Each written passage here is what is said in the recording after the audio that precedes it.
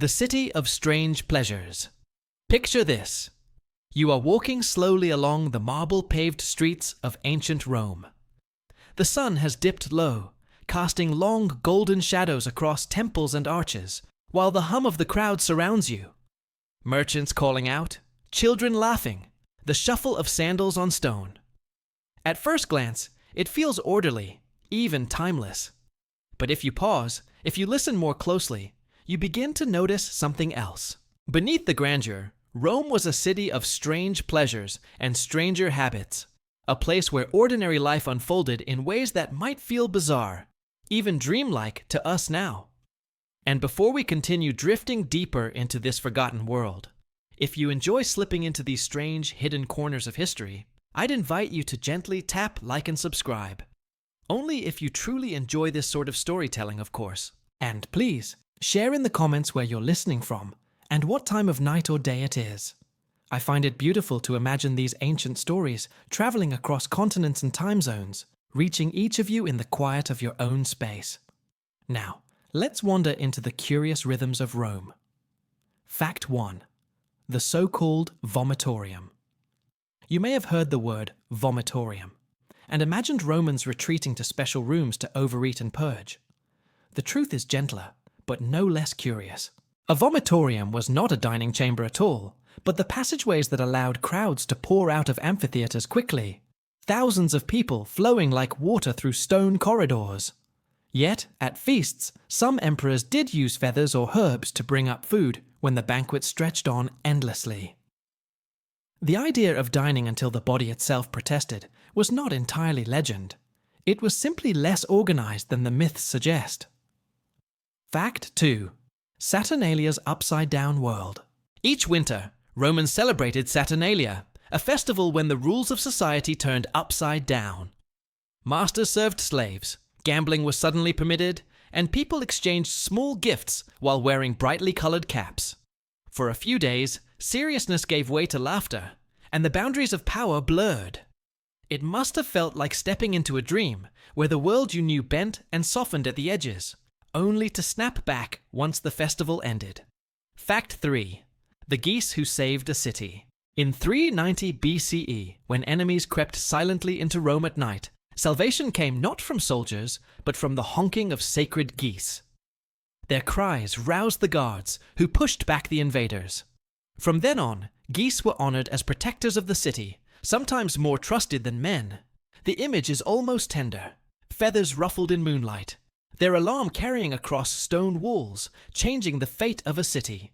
Fact 4. Graffiti in Pompeii. Step into a tavern in Pompeii, and the walls whisper with words scratched by hands long gone. Graffiti wasn't vandalism then, it was conversation. Some etched love notes, others insults. Many left jokes so earthy they could still make you blush. One reads, "Weep, you girls. My heart is taken." Another, "Successus loves Iris, but she doesn't care." These fragments, casual and human, remind us that even in a city later sealed in ash, people lived with the same urges to write, to joke, to be remembered. Fact 5. The taste for flamingo tongues. For Rome's wealthiest, dining was theater. Among the most exotic delicacies were the tongues of flamingos, prized for their rarity and tenderness. Alongside them, peacock brains, honey-glazed dormice, and stews of ostrich might appear. Recipes survive in ancient cookbooks, seasoned with herbs and sweet wine. To us, it may sound extravagant, even unsettling, but to the Roman elite, this was refinement, transforming the unusual into a performance of wealth and taste.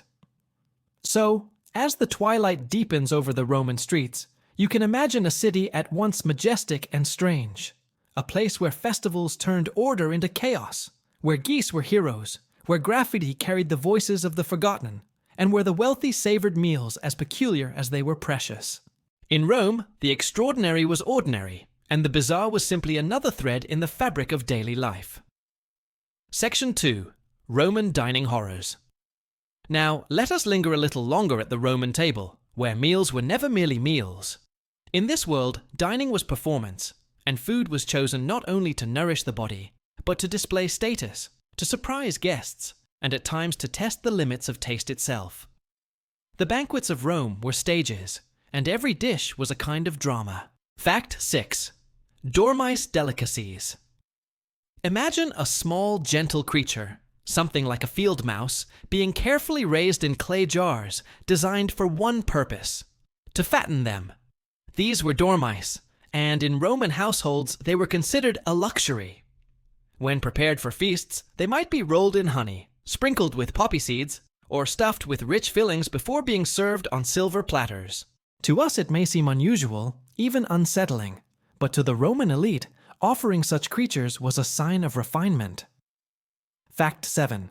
Garum, the liquid gold of Rome.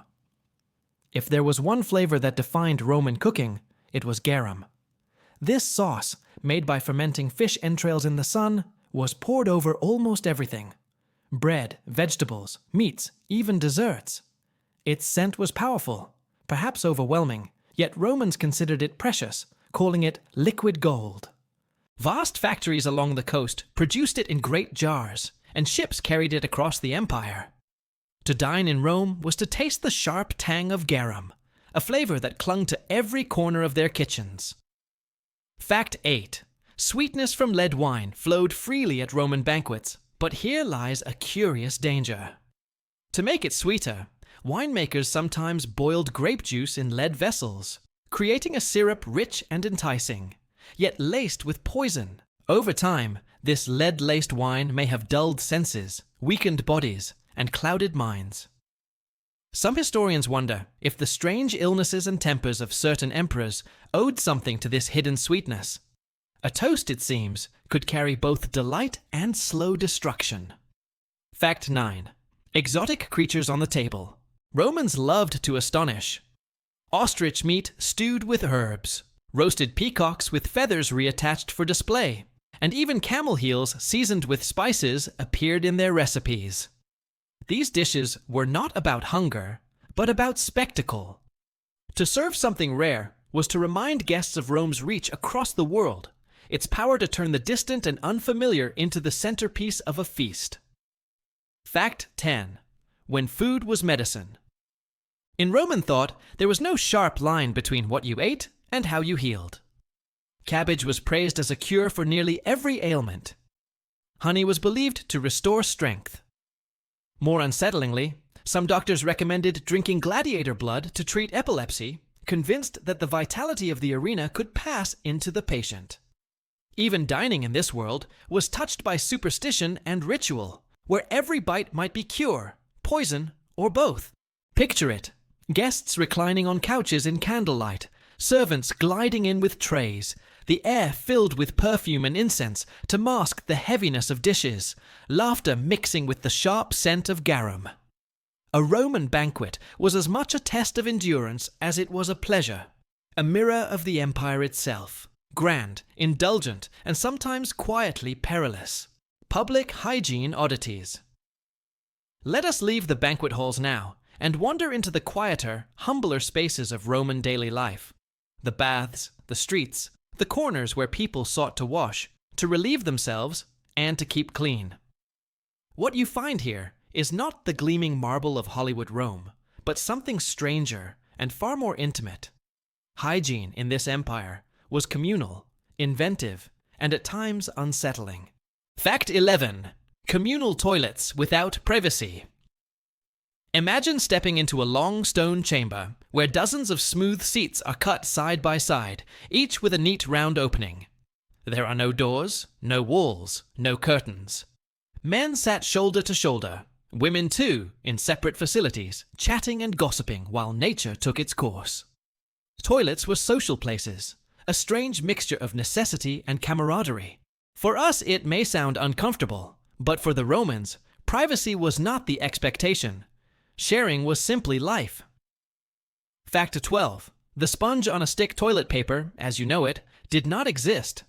Instead, Romans used a tersorium, a sea sponge fixed to a wooden handle. After use, it was rinsed in a trough of water mixed with vinegar or salt, then returned to the pot for the next person. One sponge, many users. Practical, yes, but perhaps not as clean as they believed. Modern ears may cringe at the thought, but in their time, It was seen as clever efficiency. Fact 13. Baths for the masses. Bathhouses were the heartbeat of Roman hygiene. These vast complexes, often adorned with mosaics and marble, welcomed citizens daily. For a small fee, one could move from hot rooms to cold plunges, from steam chambers to massage halls. The baths were more than cleansing. They were centers of social life, of politics, of relaxation. Yet they were also perfect breeding grounds for disease, with thousands sharing the same pools day after day. What felt like luxury may also have been a quiet spread of sickness. Fact 14. Urine as cleaning agent.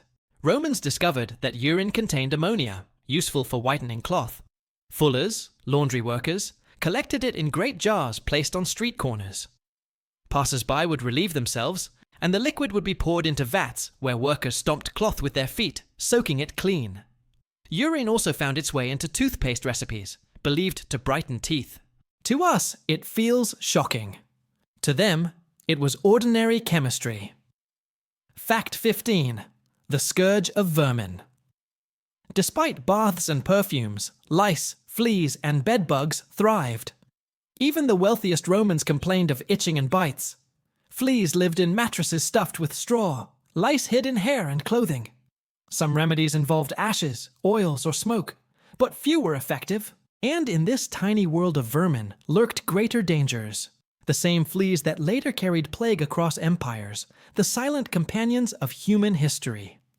So imagine ending your day not with a quiet bath alone, but with 1,000 others. Imagine sponges passed from hand to hand, and laundries where men stomped garments in vats of pungent liquid. For the Romans, this was not bizarre. It was simply life.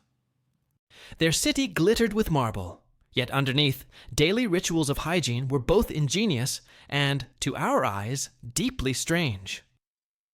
The military's weird side. Now let us leave the marble baths and walk out beyond the city walls, where the heartbeat of Rome thundered not in markets or forums, but in the tramp of soldiers' feet. The Roman army was a machine of discipline and conquest, but behind the polished armor and rigid order lay customs and punishments that seem, from our distance, both fascinating and bizarre. Fact 16. Paid in salt. From the earliest days, Roman soldiers sometimes received their wages in salt. This simple mineral was precious, a necessity for preserving food and keeping the body strong. The word salary itself comes from salarium, a soldier's allowance for salt. Imagine entire legions measured not in coins, but in crystals of white, marching home with wages that could flavor 1,000 meals. Fact 17. The terror of decimation. Roman discipline was absolute, and its most chilling punishment was called decimation. If a unit fled battle or disobeyed orders, one soldier in 10 was chosen by lot and executed by his comrades. The survivors lived on, bonded by fear and grief, reminded that failure carried a price carved into flesh and memory. To us it sounds unbearable, but for Rome it was a tool, harsh, cruel, and effective. Fact 18. Sacred eagles. Every legion marched beneath a gleaming eagle standard, carried by its most trusted man. The eagle was not merely a symbol, but a spirit, a living emblem of Rome's strength. Soldiers swore oaths before it, guarded it with their lives, and believed its loss was worse than defeat itself. To capture an eagle was to wound the heart of Rome. To protect it was to preserve the soul of an army. Fact 19. Superstitions of battle. Though disciplined and practical, soldiers still sought omens. Chickens carried in cages were released and observed. If they pecked greedily at grain, the gods favored victory. If they refused to eat, commanders hesitated. The sacred chickens, ridiculous as it may sound, sometimes held the fate of thousands. One admiral, impatient when his birds would not eat, flung them into the sea, declaring, "If they will not eat, let them drink." The battle that followed was a disaster. Fact 20. Soldiers as engineers beyond fighting. Soldiers built roads, forts, aqueducts, and siege machines. Each legion carried tools, craftsmen, and plans. They dug trenches, raised walls, and laid stones that still lie beneath modern highways. Rome's armies were as much builders as destroyers, leaving behind a landscape shaped by discipline and labor. Their victories lived not only in blood, but in bridges and stones. So picture the soldier of Rome, paid in salt, marching beneath an eagle, watching chickens for omens, and dreading the shadow of decimation. His life was a balance of order and fear, ritual and brutality. The army was Rome's backbone, but within its rigid spine lay customs that remind us how strange and how human even the most disciplined legions could be. Peculiar Roman laws. From the battlefield, let us drift back into the city, into the courts and senatorial halls where laws were made. Rome was proud of its legal system, the framework that has shaped much of Western law even today. Yet within this proud tradition were rules that to modern ears sound curious, restrictive, and at times almost absurd. The empire was not only built by discipline of soldiers, but also by endless regulation of daily life. Fact 21. The power of purple. To wear the deep, rich dye known as Tyrian purple was to proclaim power. Made from crushed sea snails, each cloak required thousands, making it staggeringly expensive. Laws restricted the color to emperors and certain magistrates. For ordinary citizens to appear in too much purple was to risk severe punishment. Imagine a society where the very shade of your tunic could mark you as criminal. Fact 22. Marriage as a civic duty. Romans valued family, not only for affection, but for the stability of the state. Laws under Augustus even penalized unmarried citizens of high rank, taxing them more heavily, or restricting inheritances. To be childless was seen as failing Rome itself. Marriage was not simply personal, it was patriotic.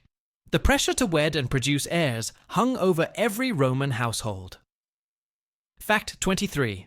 Limits on luxury. There were laws that sought to control extravagance. Banquets were limited in what could be served, dowries were capped, and mourning clothes were prescribed.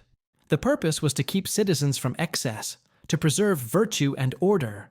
Yet, of course, the wealthy found ways around such rules, hosting feasts in private or disguising luxuries as necessities. Even then, society wrestled with how much was too much. Fact 24. Punishments by status. Not all Romans were equal before the law. A noble might be exiled for a crime where a slave would be executed. Crucifixion was considered too shameful for citizens, reserved instead for slaves and rebels. Citizens condemned to death might be allowed a cleaner, swifter end, beheading with a sword. Justice was not blind in Rome. It gazed carefully at rank before striking. Fact 25. Strange restrictions on women. Roman women, though influential within households, faced many legal limits. They could not hold office, and in early times were barred from drinking wine, with punishments for breaking the rule as severe as divorce. Though later these restrictions softened, the image remains of a society regulating even the cup at a woman's lips. To control family was to control Rome itself. These laws remind us that Rome was both advanced and rigid, a society proud of its order, but willing to legislate even the color of cloth or the content of a cup. For those who lived under its rules, life was a balance of obedience and quiet defiance, of finding space within a web of restrictions. As the city lights flickered on oil lamps at dusk, one could never forget that Rome's greatness was carried not only on marble arches, but in the weight of its laws, pressing into every corner of daily life. Roman entertainment madness. From the solemn courts and their heavy rules, let us drift toward a different kind of gathering. A place not of laws, but of spectacle. The arenas of Rome were as vital to its spirit as temples or markets. Vast spaces where the city came together to watch games, contests, and blood. To us, these spectacles often seem shocking, yet for the Romans, they were woven into the rhythm of life, a mixture of theater, politics, and ritual. Fact 26. Gladiators as walking advertisements. Gladiators were not only fighters, they were brands. Their images appeared on oil lamps, graffiti, and even advertisements for olive oil or wines. Some became so famous that fans carved their names into walls, cheering their victories, lamenting their defeats. To recline at a feast and drink from a cup marked with the face of your favorite fighter was as natural to them as wearing a jersey is today. Fact 27. Naval battles on dry land. The Colosseum is remembered for gladiatorial combat, yet at times it became something stranger. A sea. Engineers flooded the arena to stage full-scale naval battles, called naumachii. Warships clashed in miniature oceans before roaring crowds, their sails catching torchlight as oarsmen rowed furiously. The cost was staggering, but the message was clear. Rome could even command the waters to entertain. Fact 28. Death as theater executions were not hidden in Rome. They were staged as plays, woven into myths. A condemned man might be dressed as Icarus and cast from a platform, or as Hercules, burned alive in flames. The audience cheered not only for the punishment, but for the story being told, each death a grotesque performance wrapped in legend. To us, it is chilling. To them, it was art and justice combined. Fact 29. The roar of the circus. At the Circus Maximus, chariot races drew crowds of hundreds of thousands. Factions of fans, whites, blues, greens, and reds, cheered their colors with near-religious devotion. People rioted when their teams lost, sometimes to the point of burning buildings. For hours, wheels rattled, horses strained, and the crowd surged like a living tide. Even emperors feared the energy of the races, knowing that the love of the circus could rival love of the throne. Fact 30. Animal spectacles. Beyond imagination, Rome's arenas were also theaters of the wild. Lions from Africa, elephants from India, bears from the north, all brought in for games. Thousands of animals were slaughtered in a single day to celebrate an emperor's victory. Exotic creatures were paraded, fought, or killed as symbols of Rome's reach across the world. For the spectators, it was awe. For the empire, it was proof that no beast, no land lay beyond its grasp. As the torches flickered and the dust of the arena settled each evening, the crowds dispersed, voices hoarse from cheering, eyes dazzled by the violence and the wonder. Entertainment in Rome was never gentle. It was spectacle at its grandest, life and death offered as theater. And yet, for those who filled the seats, it was joy, community, and the very heartbeat of empire. Odd gods and strange beliefs. Now let us step quietly from the roar of the arena into the softer glow of Roman homes and temples, where belief shaped daily life in ways both vast and intimate. Rome's pantheon was immense, filled with great gods, Jupiter, Mars, Venus, but also with smaller, stranger spirits who touched the corners of daily existence. To live in Rome was to live surrounded by invisible presences, honored with prayers, offerings, and rituals that to us may feel curious, even whimsical. Fact 31. Household spirits in cupboards. Every Roman home had its lares and penates, household gods believed to protect the family and pantry. Tiny statues of these spirits were kept in cupboards or shrines near the hearth. Each meal began with a small offering, a drop of wine, a morsel of bread. To care for the lares was to care for the household itself. The idea that divine protection lived in the kitchen cupboard is both strange and strangely tender. Fact 32. Gods for the smallest things. Rome's gods were not only mighty rulers of sky and sea, they also governed the most ordinary details. There were gods for mildew, for door hinges, even for dung. To the Roman mind, nothing was too small for divine oversight. The world was alive with presences, and every act, from planting seeds to opening doors, could be placed under sacred care. Fact 33. Fortune-telling chickens. In matters of war, Rome often looked not to generals, but to birds. Sacred chickens were kept in cages and fed before battles. If they pecked hungrily at the grain, the omen was good. If they refused, commanders hesitated.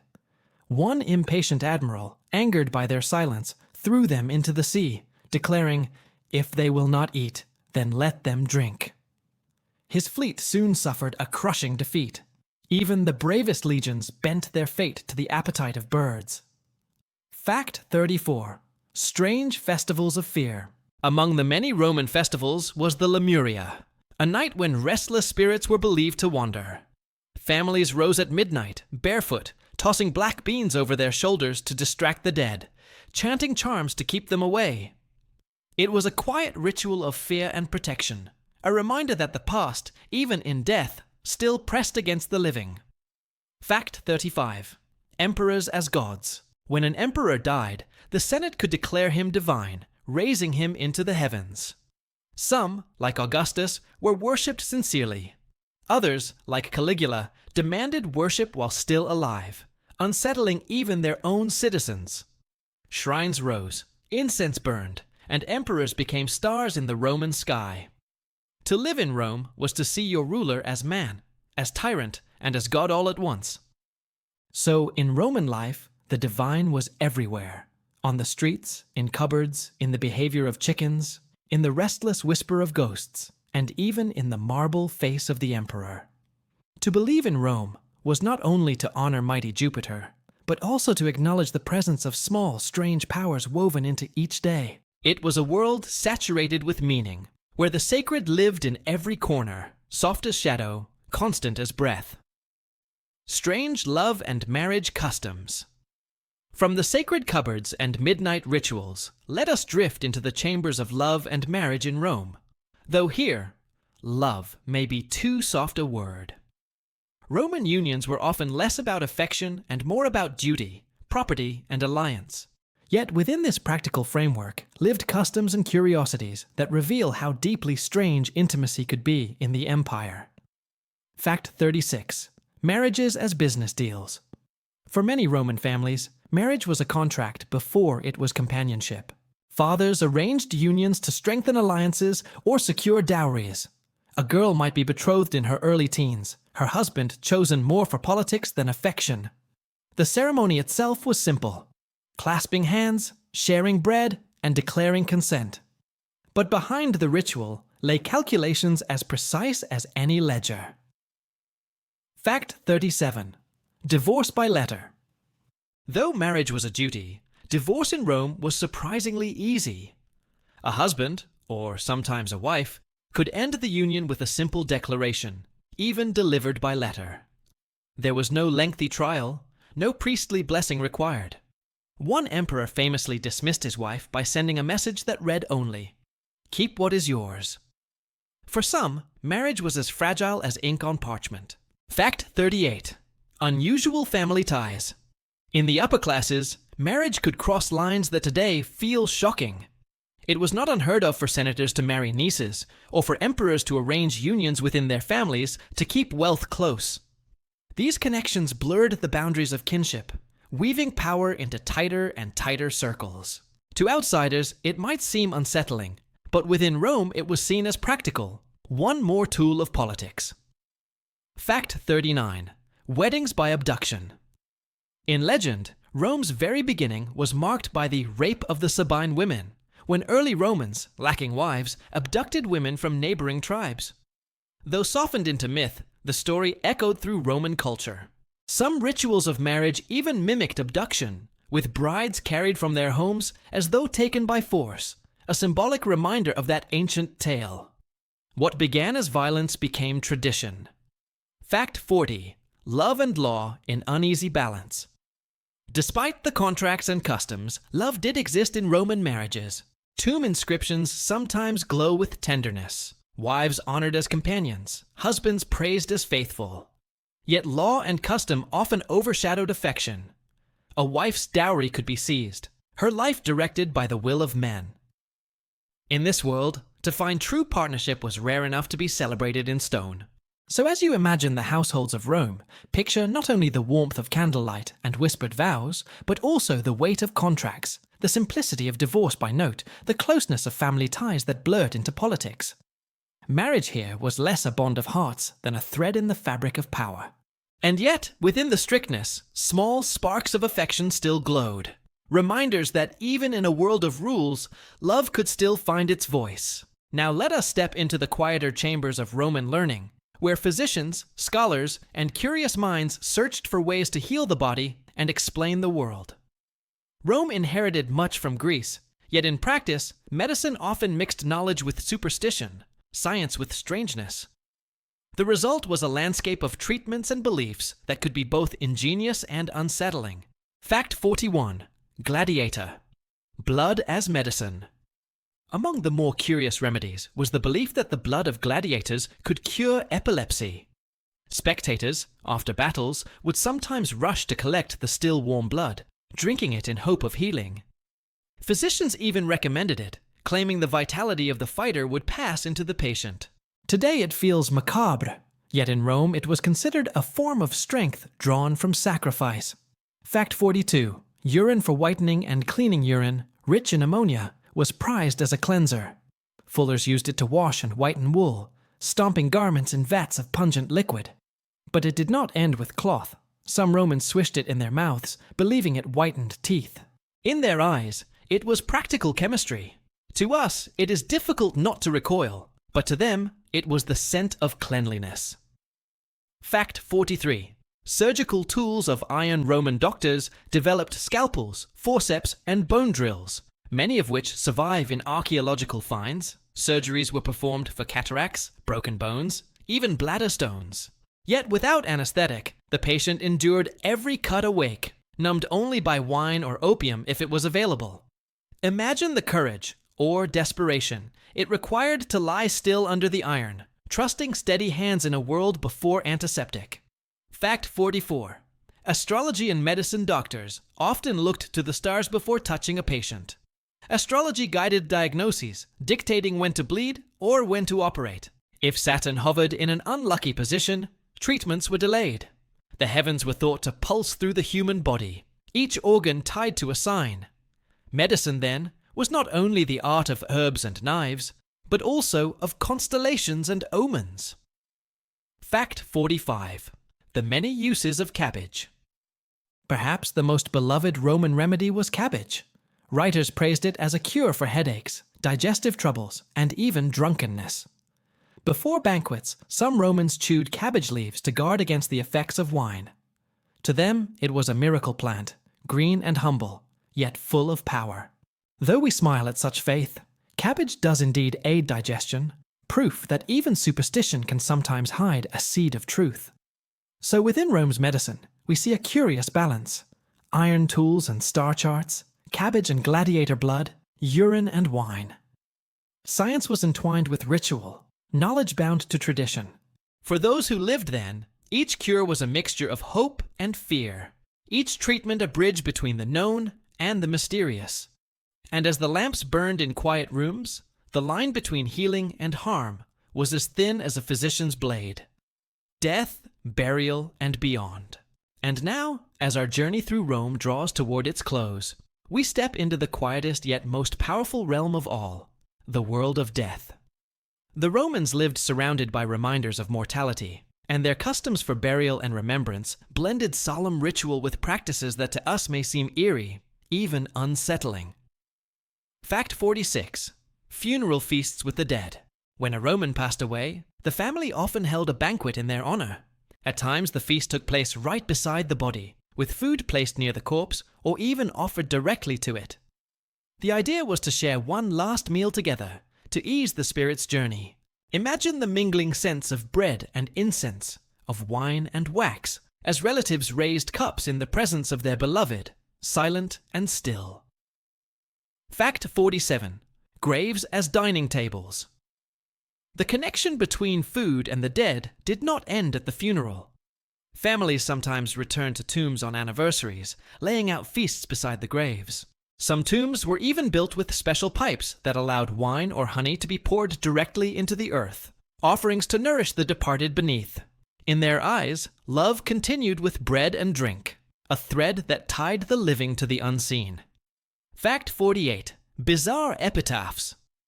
Walk among Roman tombstones, and you will find inscriptions that are sometimes solemn, sometimes playful, even humorous. One reads, "Baths, wine, and women ruined me, but I am still grateful." Another warns, "Do not speak ill of the dead, for you too will lie here." These words remind us that Romans faced death not only with reverence, but also with wit, weaving their personalities into stone. Fact 49. Fear of restless ghosts. Though they honored the dead, Romans also feared them. Spirits who were not properly buried were thought to wander, troubling the living. Festivals like Lemuria were devoted to appeasing these shades, with midnight rituals of beans and chants. To sleep in Rome was to know that beyond the walls, the dead might still stir, listening for offerings, waiting for peace. Fact 50. Death masks and memory. For noble families, the faces of ancestors were preserved in wax masks, kept in cupboards, and carried during funerals. Imagine a long line of mourners, each wearing the visage of an ancestor, their features flickering in torchlight. To Romans, the past was not distant. It walked beside them, breathed through their ceremonies, and stared back from waxen eyes. So in Rome, death was never far away. It was banquet and tomb, inscription and ritual, ghost and memory. To live in that empire was to walk daily among reminders that life was brief, but remembrance could stretch beyond the grave. And perhaps, as oil lamps dimmed, and the city settled into sleep, the Romans felt comfort in knowing that their names, their stories, even their faces would endure, woven into the strange, eternal tapestry of the empire.